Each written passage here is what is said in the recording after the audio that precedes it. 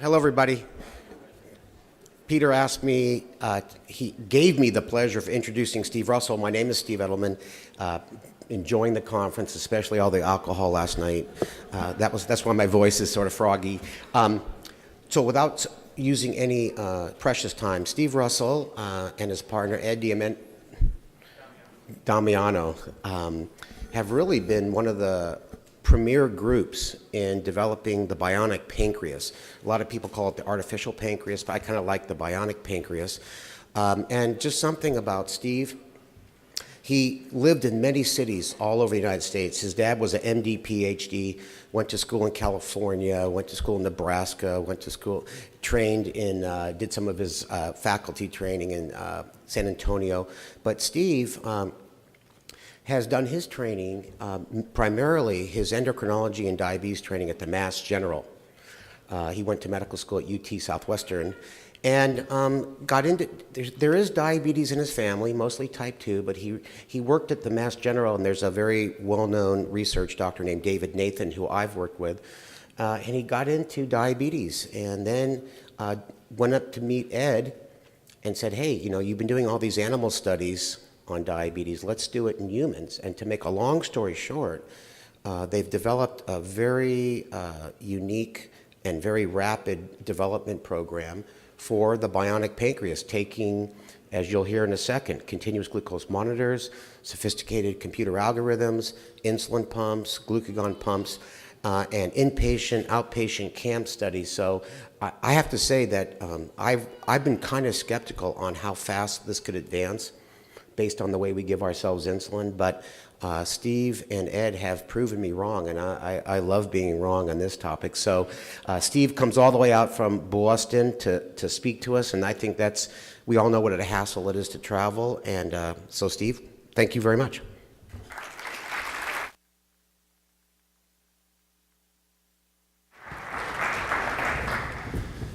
Thank you very much for that great introduction, Steve.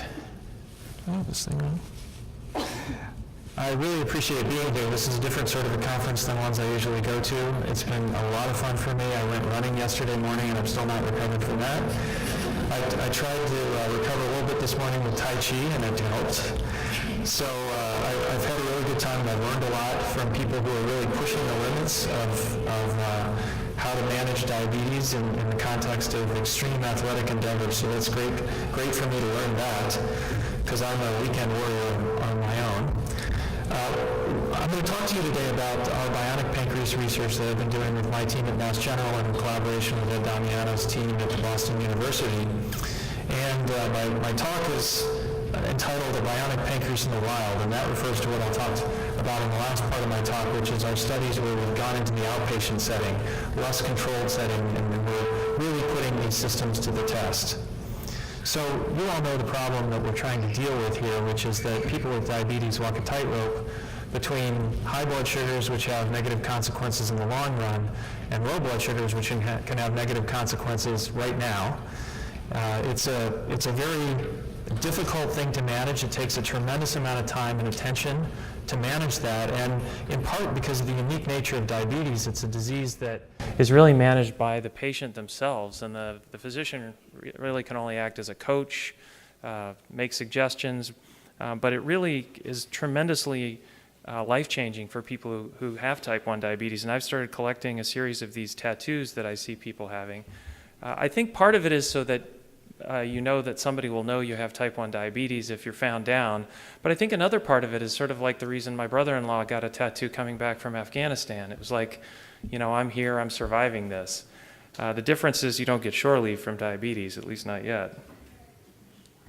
So what is the current way we manage open loop control, the state of the art as it were? State of the art is to measure your blood glucose, to count carbs. Now we have these great tools, the continuous glucose monitors, but those provide a lot of information, and then you have to make a decision about what to do with that information, which can be less than straightforward because people, even a single person, varies a lot in their insulin sensitivity, the amount of exercise they're going to have, and so forth. So what arcane calculation you did one day may not work for you the next day. Then you have to deliver that dose somehow, either with an injection or a pump. And then you do that 4 times a day, 12 times a day, maybe 20 times a day, depending on what you're up to, which is a tremendous burden. And then it goes into this black box, patient physiology here.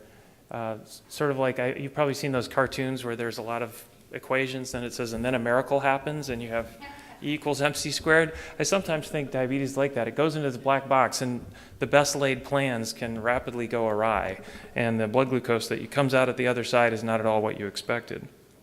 And part of the reason I got into this research is because I was very frustrated with what I had to offer patients. This is a poster from despair.com. They put out this whole line of what they call demotivators. And I feel like this is my diabetes practice. Customer care. If we really cared for the customer, we'd send them somewhere better. The problem is there's really nowhere better to send them at the moment, right? I mean, we have to offer what we have to offer. It's a lot better than it was 20 years ago, but it's still tremendously hard row to hoe. So what we're trying to develop is a bionic pancreas. This is a cartoon made by a cartoonist with type 1 diabetes named Haiti Merritt. You may have seen some of her cartoons. And this plays off of the old $6 Million Man show that some of you like me are probably old enough to remember. And it says, we can replace it. We have the technology. And there's a pancreas laying on the table.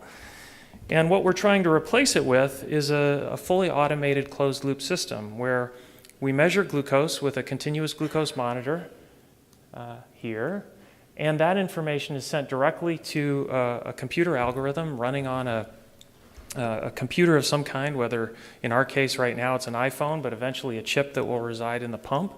It makes all the dosing decisions. It automatically controls dose delivery with a pump, and that happens 288 times a day, every 5 minutes, whether you're awake, whether you're asleep, no matter what you're doing. Sure, it goes into this black box of patient physiology, but this system is taking very careful note of what the history is in that physiology, and it doesn't have to invest quite as much in every decision because it makes a new decision every 5 minutes. And the idea is that that will improve care. Now, when I met Ed, one of the things that excited me about what he was doing was he had not believed the conventional wisdom that you couldn't use glucagon effectively in closed-loop control because it was too unstable. So he actually did something that's a little rare for engineers to do, which is he wet labbed it. He did an experiment. He put it in a pump on a pig and tested its function to raise blood glucose every day for 5 days and found that it didn't reduce its ability to raise blood glucose at all over the course of 5 days. Sure, it was breaking down somewhat, and that is a problem, as I'll mention later, we have to solve, but it was working just fine. So that meant that we could at least start doing experiments and see what glucagon could do to improve control with one of these closed-loop systems. And the reason that's important is that, as you all know, in type 1 diabetes, you lack the ability to make insulin, either mostly or completely after a while. But what isn't as widely appreciated is that also leads to a dysfunction in the way glucagon is produced. So glucagon is the counter-regulatory hormone, the most important one in the body. Certainly epinephrine and cortisol play a role to some degree, but glucagon is the most potent hormone that the pancreas without diabetes uses to regulate blood glucose. So insulin is used to bring glucose down, glucagon is used to bring it up, and the way it does that is by inhibiting the function of insulin on the liver, which under most circumstances is the main place glucose goes when you eat it and when you take insulin. But it can do even more than that. It can actually act on the liver to release stored glucose that's stored in the form of glycogen, and turn the liver into a net glucose-producing organ.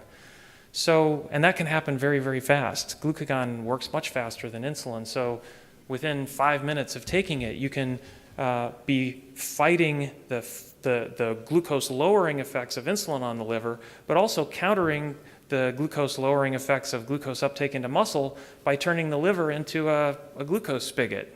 So this is a way that we thought we could get better glucose control than with one hormone alone by really mimicking what the normal pancreas does. And we really think that it's almost impossible to have fully automated blood glucose control without glucagon. And this is one explanation for why we think that is the case. Let's say you go into a bout of exercise at a completely normal blood glucose of 100 mg per deciliter, and you've perfectly dosed your insulin for your sedentary state or whatever you were doing.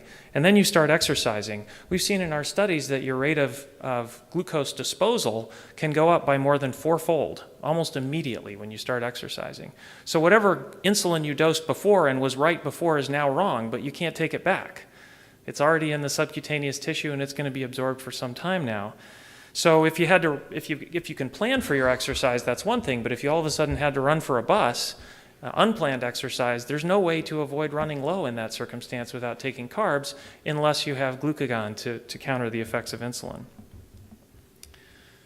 Whoops. So the algorithm that Ed and his collaborator Faraz have come up with is unique in some ways. It uses only the weight of the volunteer in our studies for initialization. It doesn't use any information about the past insulin regimen. And there's several reasons we do that. One is that sometimes the past insulin regimen doesn't make a whole lot of sense and isn't working very well. Another reason is that if you got two people coming into your study and one of them has an A1C of 10 and the other has an A1C of 5.5, are you really going to put the information about their insulin regimen into the controller? It could be a garbage in, garbage out situation. And finally, we don't think it makes sense to take someone who's newly diagnosed and tell them, yeah, go home, figure out what your carb to insulin ratios are, figure out what your correction factors are. Once you've got that all sorted, come back to us and we'll plug it all into an algorithm and it'll take care of it automatically. Because one, that's kind of cruel once a bionic pancreas is available. And number two, the problem is that those parameters might be optimized for 1 week in your life, but let's say you're a kid and you become an adolescent and all of a sudden those parameters are all wrong. Or you're an adolescent and then your hormones normalize again and now they're all wrong again. So we think it's really important for the algorithm to adapt online to what's going on and changing in your life. The system also takes into account a model of insulin absorption and clearance, and this, as I mentioned, was validated in a pig model. We did our first studies that have now been published. We started in 2008 after meeting Ed in 2006. And we used a system that at first just used blood glucose measurements, not CGM, but blood glucose measurements every 5 minutes. That information went into a computer algorithm that was running on a laptop, and then nurses would take the insulin and glucagon doses that the algorithm told them and just use Cosmo pumps and manually enter them every 5 minutes for 24 hours. So this is very low tech, but it allowed us to get this study off the ground without worrying about any automation, and these insulin pumps just delivered the insulin and glucagon through subcutaneous infusion sets. And to give you an example, or to give you some idea of how the study was designed, we included only people that didn't have any detectable C-peptide, so they weren't making any of their own insulin, so we knew we were completely controlling their blood glucose. We did a closed-loop control for 24 hours and 3 high-carbohydrate meals, and we also measured insulin and glucagon levels to see how closely our models for how these drugs are going to be absorbed were matched in real life. And this is a fairly typical day of closed-loop control. And what you can see on this upper graph, this is blood glucose values in the black circles over the course of 24 hours. These little pylons represent the meals. And you can see they were fairly high-carb meals. This is a 85-kilo young woman who now works for us as one of our nurses in the study. And she ate 108 grams of carbohydrates for dinner and then 80 grams of carbohydrates for breakfast, etc. So they're reasonable meals. And you can see the green zone is 70 to 120, blue is 120 to 180. And on this lower axis, this is what the controller was doing to get this blood glucose control. You can see the average blood glucose in this experiment was 128 mg per deciliter over 24-hour period, which would be equivalent to an A1C of about 6.1% if you were to keep having that control over 3 months. And this is how it did it. You can see these blue strikes downward are doses of insulin. Blue strikes downward are doses of insulin, and red strikes upward are doses of glucagon. And these glucagon doses are pretty small. So this, for instance, is 15 micrograms. That one big dose of glucagon is 15 micrograms. That's 1.5% of a Lilly rescue kit. So it's a very small amount compared to what you would give in an emergency situation. And you can see what happens here. This system doesn't know anything about when the meals are going to come. It just sees the blood glucose start to rise and it starts to dose insulin. The blood glucose starts to come back down. You can see that if it kept on this trajectory, it would head right into the hypoglycemic range. and it gives this single dose of 15 micrograms of glucagon. You can see it changes the trajectory almost immediately. And then we give a few more doses of glucagon and it levels out. We overshoot just a tiny bit up into maybe 130, and then things settle down, and this is the nighttime period. And it modulates insulin and glucagon to keep the blood glucose pretty flat during the nighttime period. And you see the same pattern after breakfast and after lunch, where the blood glucose is coming down, and we prevent it from going into the hypoglycemic range with these microdoses of glucagon. All this completely automated. We should also point out that these glucagon levels, for the most part, stay within the normal physiologic range in response to these doses of glucagon. So we concluded from this initial study that we could control glucose with a bihormonal bionic pancreas, and that the microdose glucagon was effective and well tolerated. Nobody had any complaints. As you may know, if you give a bunch of glucagon, people tend to get nauseated, but nobody knew they were getting the glucagon in these microdoses. But we knew that we would have to get a system that would use a continuous glucose monitor, because obviously we can't measure glucose every 5 minutes in real life.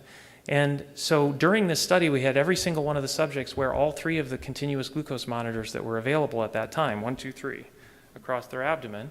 And then we compared the results from each of those CGM monitors with the blood glucose values we got every 5 minutes to measure the accuracy of the devices. And at that time, what was available was the Dexcom 7, which was their second generation device, the Abbott Navigator, and the MiniMed Guardian RT, which is actually the MiniMed device that's still available. And there were huge differences in their accuracy. And this number, the MARD, the mean absolute relative deviation, essentially tells you about the error. And what we found is that the Abbott was head and shoulders above all the other ones with a 10% average error, whereas the average error with the 7 was 23% and with the Guardian is 18%. So we decided to move forward with a trial of CGM-driven closed loop using the best of the CGMs that was available at the time, which was the Navigator.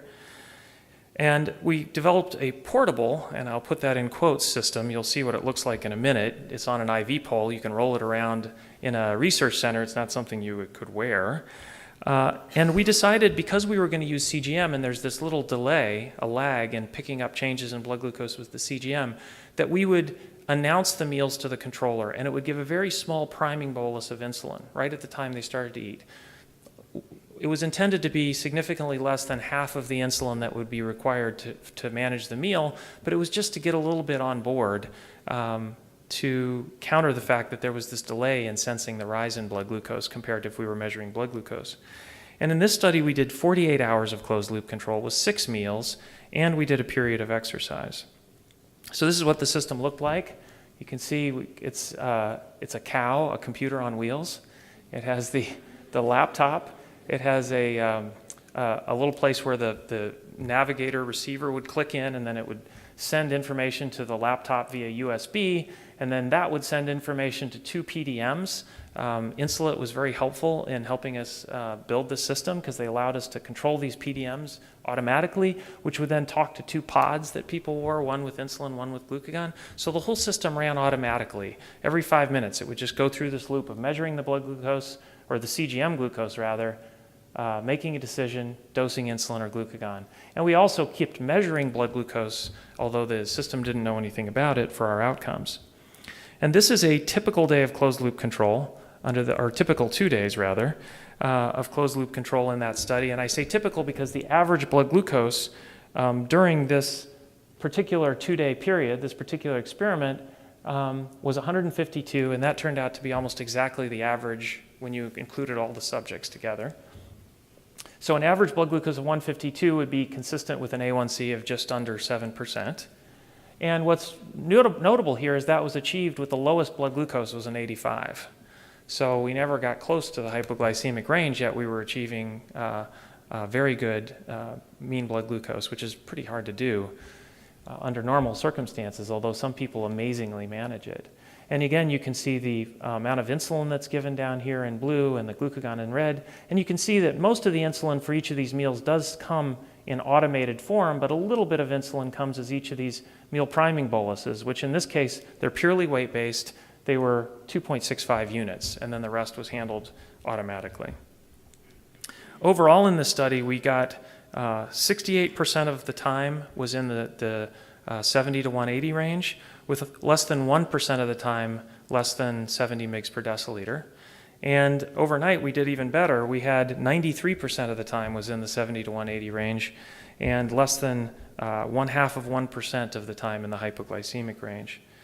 So that was pretty good performance. When we looked at the exercise period, the way we did this study is it was a 2-day period, and on one of the afternoons, at 4 o'clock in the afternoon, we had a period of 30 minutes of exercise, and on the other afternoon, we didn't. So we were able to just compare 2 similar periods in the late postprandial phase, and then ask how it was different with exercise versus without exercise. And the amount of exercise, this is a moderate exercise. It was riding on an exercise bike, and we asked people to try and keep their heart rate between 120 and 140, and we had them go as long as it took for them to have 4,000 heartbeats. So that varied between 25 and 35 minutes, depending on how hard they were working. So it was kind of normalized roughly for the amount of work. And what you can see is on the day with exercise, the blood glucose drops very much faster during this exercise period, which is noted here, than it did on the other day at the same time after lunch without exercise. It was about 4 times faster overall. So the exercise was really increasing the glucose uptake into the muscle in an insulin-independent way, because the amount of insulin on board was the same, as we showed in some data that's not shown here. This actually was the peak time over the entire experiment for dosing of glucagon, and the highest average levels of glucagon. This gray bar is the normal fasting range for glucagon. So this was the only time when the average glucagon levels across our whole cohort were a little bit above the normal fasting range. But keep in mind that the normal fasting range is in people without diabetes who aren't about to become hypoglycemic. So I guess you could argue that we don't really know what's normal for glucagon levels if you're about to become hypoglycemic. So what we concluded from this study, and I mentioned one more thing. The insulin meal priming boluses were purely weight-based, so we didn't regulate them at all. We just put in the person's weight in kilos. But in some people who are more insulin resistant, it managed less of the meal, and in some people who are super insulin sensitive, it managed more of the meal. This particular gentleman was 73 years old at the time he did this study. He was very highly active. He golfs, he runs, he rides motorcycles, and we've tried to get him to stop riding the motorcycles because we like him so much, and we're just afraid if you crash a motorcycle at now 74, it might not be pretty. But in any case, he's very insulin sensitive, and you can see that his meal priming boluses essentially handled the whole meal. And what the algorithm did is just modulate the basal rate and give glucagon to prevent hypoglycemia, and we got a pretty spectacular mean blood glucose here, 118 mg per deciliter, and the lowest blood glucose was 72. So now you're getting into really normal sorts of blood glucoses. And we thought, well, if we can optimize the meal priming bolus in the context of this closed loop system, maybe we can get really, really close to normal blood glucoses. So we concluded from this study that we could do closed loop with CGM as the input in 2 days, over 2 days, in the face of large meals, in the face of exercise, but that if we optimize the meal priming boluses, we could even further improve control. And so Ed and Faraz went back to the drawing board a little bit and did some further optimization of the control algorithm, working on ways to make it adapt even better. What I didn't show here is that this algorithm that we'd optimized for adults wasn't giving enough insulin for kids. And then we optimized a version for kids that worked great in kids, but it didn't give enough, it gave too much insulin for adults. And we decided we wanted to have a single algorithm you could put on anybody, regardless if they were an adolescent, a child, an adult. It would just learn them in the first 12 hours, and then it would control their blood glucose. So with that new idea in mind, they built more optimization and adaptation into the algorithm. And then we built in a feature where it adapts on the meal priming bolus. And the idea was that you would just announce whether this is a less than usual size meal, a usual size meal, or a more than usual size meal. No more than that. That's all you would tell it. And it would learn over time that when you say, I'm going to take a normal size meal, it's going to start off with a very small meal priming bolus, and then it'll figure out how much insulin you use over the next 4 hours on average, and then it will shoot for 75% of that as the meal priming bolus so that it doesn't overdo it. And then anything that is needed beyond that, it'll take care of as automatic insulin dosing. So we tested this study in adults and kids, and we compared having all this meal priming bolus adaptation to having no meal priming boluses at all. So you didn't announce the meals, you just ate, you didn't tell the system anything about it, it just automatically managed it. And otherwise, the protocol was the same as the last one. And this is an example of what happens in a system with no meal priming boluses. This is an insulin-resistant adolescent. And you can see on day 1, the mean blood glucose was 168. On day 2, the mean blood glucose had improved a bit to 158. That wasn't associated with a lot more insulin. About 10% more insulin brought it down, and maybe in future days we would have tightened things up a little bit more. This is an A1C of about 7.2%, something like that. But when we add the additional weapon into our arsenal, which is we do the adaptive meal priming boluses, you can see the difference. This is an even more insulin-resistant individual. On day 1, he had a mean blood glucose of 188. On day 2, a mean blood glucose of 157. The amount of insulin given on a per-weight basis is identical, but it's now just shifted. Here, our initial guess at a meal priming bolus was 3 units, which is very small. By the end of the study, actually by the end of the first day, the system was giving on average over 9 units as a meal priming bolus, and we were able to bring down the average quite a bit because of that. So so we went from 3.1 to 9.5 in this particular instance as a meal priming bolus. So the summary of the results of this study is that in adults, if we didn't do any meal priming bolus at all, we got an average blood glucose of 146, A1C in the 6.5 range. Adaptive bolus, we got down to an average of 132. In kids, it was higher. They were harder to control. With no bolus, we got an average of 175. And with an adaptive bolus, we were down to 162 on average. And this was despite the fact that the kids were taking quite a lot more insulin. Instead of 0.7 units per kilo per day, an average of 1.1 or 1.2 units per kilo per day. So this online adaptation algorithm was allowing us to control both kids and adults with a single algorithm that didn't know anything but their weight to start off with, and who had a wide range of insulin needs.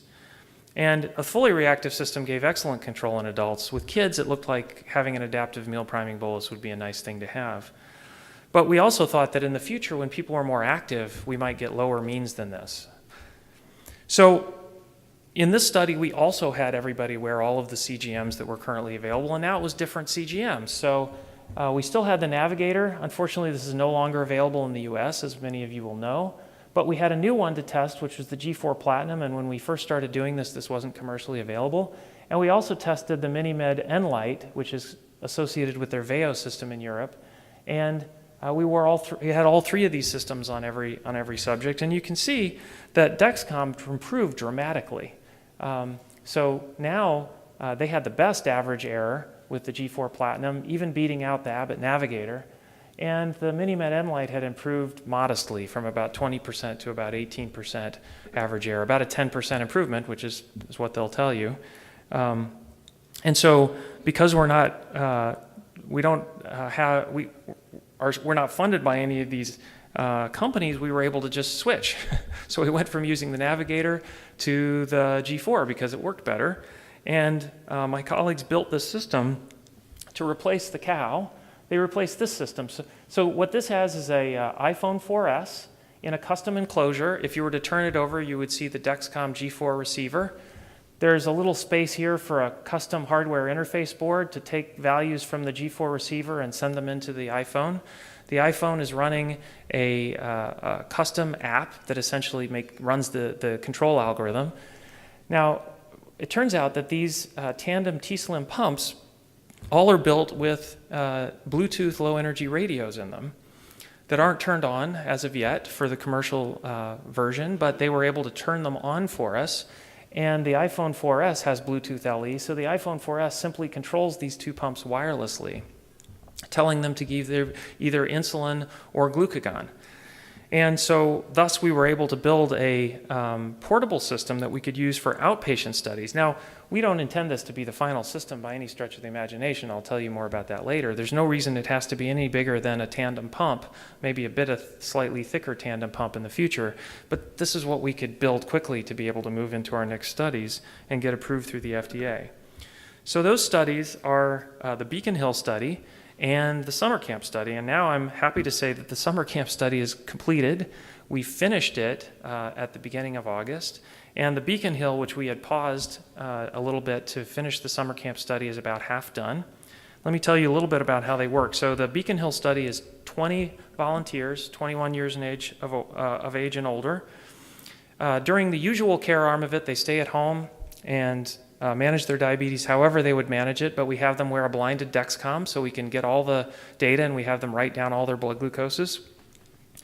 We do encourage them to challenge the system, which in this case is them, by giving them a $250 gift card so they'll go out to eat. It's the best way we could figure to make them be bad and feel good about it. And then during the other 5 days, which was the closed loop period, we had them stay in a hotel in Boston near Mass General. And during the night, from 11 p.m. to 7 a.m., they have to stay in the hotel. And we bought 3 rooms in a row. We just rented 3 rooms. The middle one is kind of like a nurse's station, and we can monitor what they're doing on a computer. And if anything looks problematic, the nurse could just go into the room and make sure they're okay, but we leave them alone otherwise. During the day, they have the run of the Boston Peninsula. So sort of, for those of you who know Boston, from the harbor up to Mass Ave, so about 3 square miles, all of downtown Boston. They have no limitations on what they can do. We did buy them a membership, a collective membership to one of the better health clubs in the area, and they can go anywhere they want. They get another $250 gift card. Go anywhere they want, eat anything they want to eat. Our nurse follows them around just to make sure they're safe, and which can be a little awkward sometimes. But some of the nurses have gotten to do fun things, like go to Celtics games and bill it to me. So I get these weird expense receipts, like one Celtics game, tickets, $250. I'm like, really? But that's what it takes, not to limit people's ability to do whatever they wanted to do. Some people who are in the study happen to work within the 3 square mile area, so they just went to work, as usual, wearing our system. So this is, we hope, as close as we can get to a real test of the system in a real-world environment. Now, the camp study was a little different. We enrolled kids at either the Clara Barton camp, which is for girls, or the Joslin camp for boys, 12 years of age through 20 years of age. And they were at camp for 2 weeks, and one of those weeks was a usual care week, or open loop rather, and one was a closed loop bionic pancreas week, and each kid served as their own control. So we did a few extra monitoring things during the open loop week, but otherwise they just did whatever they would do at camp, and we just collected the data. They would wear a CGM the whole time. During the closed loop part, we automated their blood glucose control, and they did do these meal announcements, smaller than usual, larger than usual meal. And one thing to really note about this, and we did 24-hour telemetry during all these, so we can watch it at all times. We have a little app where I can watch what's going on my iPhone, so I can see the screen of each of the bionic pancreases on my iPhone. So if I want to check in, or if a nurse calls me and says something weird is going on with, Beacon Hill 07, I can just look and see what's going on, which is kind of nice. The amount of hours of closed loop that we've done just this summer is staggering compared to everything we've done before. So just in the Beacon Hill study, we'll get 2,400 hours of closed loop control, and we already completed more than 4,300 hours of closed loop control in the camp. This is a typical day of Beacon Hill, and again, I say typical because the average blood glucose on this day was 130 mg per deciliter, and that turns out to be in our first set of experiments before we locked down all the parameters. That was the average blood glucose for all of the 6 participants. And you can see that this would be a predicted A1C of about 6.2%. And you can see we have pretty good, there's certainly our excursions after meals, but we're keeping this person largely in the 70 to 180 range. This is a summary of the results for those 6 experiments that we did before we locked everything down. I can't tell you the results for the things we've done since then, because the way we work things in academia is that we keep all that data close to our chest until it's fully analyzed and before we submit it for publication so it can get peer review. But we're not going to publish these results because they were preliminary. And you can see that under the usual care, the average blood glucose over 5 days was 175. Under Bionic Pancreas, the average blood glucose over 5 days was 129. At the same time, we cut the time less than 60 mg per deciliter by about threefold, from 4.6 to 1.6%, and the time less than 70 in half, from 8% to 3.8%. And the time in the 70 to 180 range was increased from 51 to 82%. And these people were really testing the system. We had one woman who walked 23 miles in 5 days, which is a fair amount of walking, a marathon almost of walking in 5 days. Other people would get on the treadmill and run. And you can see the average blood glucoses are considerably lower than we were getting in some of our inpatient studies because of all that exercise. Here's an example of one volunteer. This is their open loop CGM monitoring, and this is under our bionic pancreas monitoring. And I think just at a glance you can see that we're tightening up the excursions here. There's fewer of these excursions up in the white zone, which is above 180, and in this white zone, which is below 70. And the average blood glucose, or CGM glucose rather, in this particular experiment was 117 mg per deciliter under open loop, and 132 mg, or a closed loop, and 132 under open loop. So that's a pretty darn good average. This is somebody who has an A1C of around 6. But we actually lowered that further while at the same time almost eliminating hypoglycemia. So this is the summer camp study. This is really in the wild because you're talking about adolescent boys and girls. And you can see this is somebody, I don't know, I think it's Ed maybe holding one of the bionic pancreases. You can see it used to have a nice Boston University sticker on it that is much the worse for the wear after a boy had it for 3 days. One of them actually broke, just shattered it. And we had this wall of fame and shame because they had to plug them in every night. And some of them would forget, and then it would die. And, if no battery, no bionic pancreas. And we really wanted them to plug them in at night, so we promised them a soda if they plugged it in at all the time. And diet soda is like gold at diabetes camp, in case you don't know. And anyway, so only one boy had his bionic pancreas go out, but one dropped his. And so we put him up on the wall as I shattered my pancreas, or I broke my pancreas. And he wrote down, which just hurt me down below, he wrote, "second time." So anyway, this is what it looked like. Obviously, they're wearing a lot of stuff. They're wearing 2 T-Slim pumps, 2 infusion sets. This is a this is a Dexcom receiver. So this is especially on little bodies, there's a lot of stuff to carry around, but they were tremendously good sports about it. This gives you an idea. We were doing monitoring we'd have 16 kids at a time on this study. So we had these 2 engineers. We had 3 shifts around the clock of 8 hours each, and each of them would have 8 kids on their screen. And if we saw any problems that were concerned us, or if it looked like the Bluetooth connectivity dropped between the CGM, or between the iPhone and one of the pumps, they'd have to go out and reconnect it. So we had a lot of technical challenges that we won't have once everything's in a single device. And this is me with 2 of our campers. This is a very unusual work photograph for me. I don't usually get to dress that way at work, so that was fun. So what do we have to do to actually make this, to bring it to you, people with type 1 diabetes? Well, we want the CGM receiver and 2 pumps to reside in a single device with a chip on it that runs the control algorithm. And as it happens, Tandem has partnered with JDRF to build what I think they're calling, I don't know if this is the final name, but they're calling at least preliminary the T-Dual, which is a pump that essentially just slaps on another pump and another reservoir on the back of a T-Slim. So it's the same dimensions as a T-Slim, which hopefully you've all seen here today, but just about twice as thick. And that would have plenty of room to have a Dexcom receiver, and of course they're working with Dexcom on that as well right now. And a chip. All it would need is a tiny little computer chip to run our algorithm. And so the entire device could be in that form factor. And they tell me that, especially with more concentrated glucagons coming out, that whole package could get substantially smaller. So eventually it might be possible to have a pump that's exactly the size as the current T-Slim that would be a full-function bihormonal bionic pancreas. We also need stable pumpable glucagon. We change glucagon every day for our system.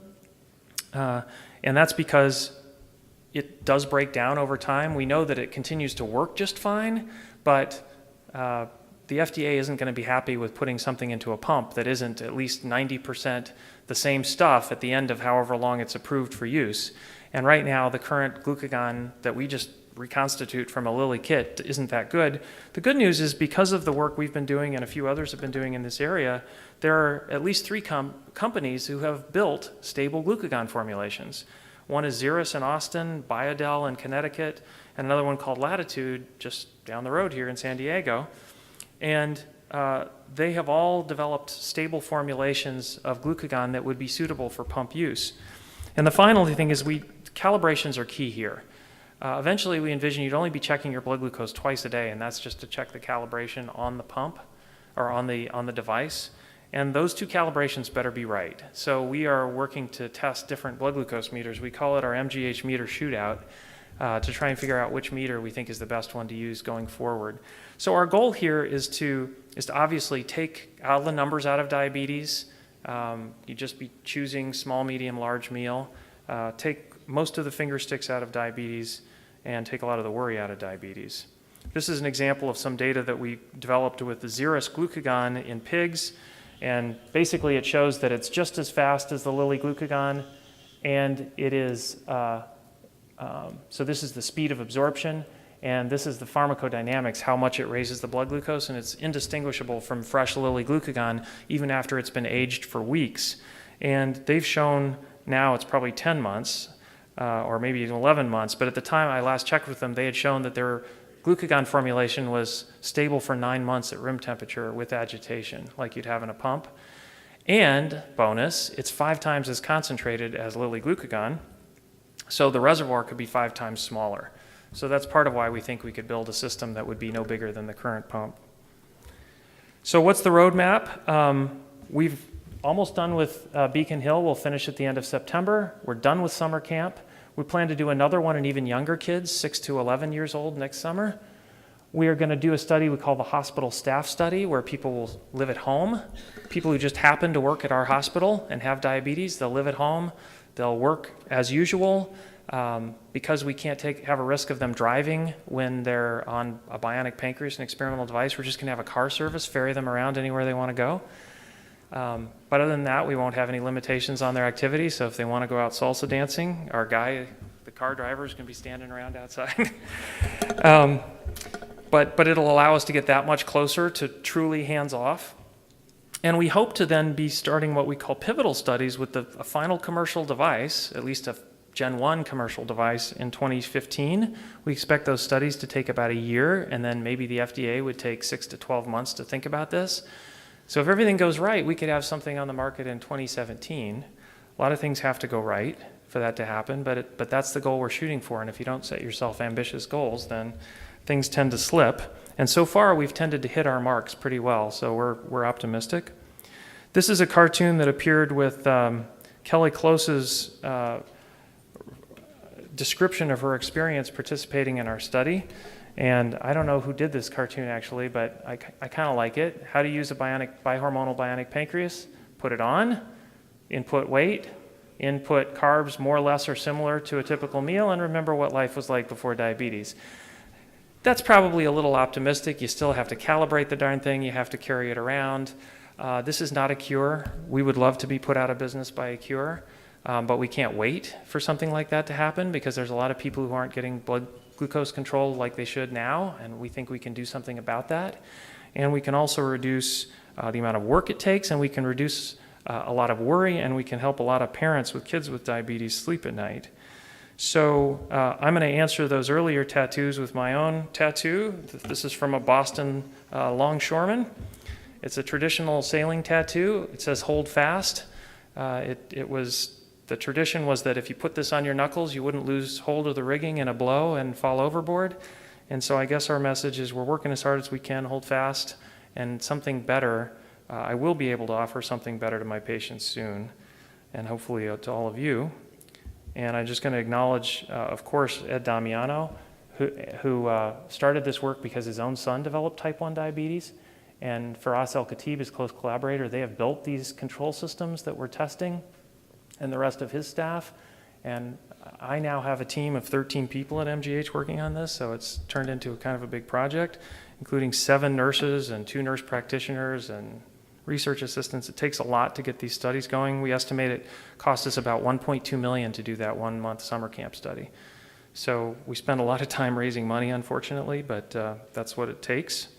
And if you have any interest in knowing more about what we're doing, we have a website called bionicpancreas.org. And this is another cartoon by Haiti Merritt.